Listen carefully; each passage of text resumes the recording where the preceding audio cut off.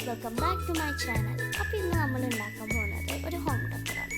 അതിന് 5 ice cream stick എടുത്ത് അതിന് ജസ്റ്റ് നിങ്ങൾക്ക് ഇഷ്ടമുള്ള കളേഴ്സൊക്കെ കൊടുക്കാം. എന്നിട്ട് അതിൽ നിങ്ങൾക്ക് ഇഷ്ടമുള്ള തോട്ട്സൊക്കെ ഇടാം.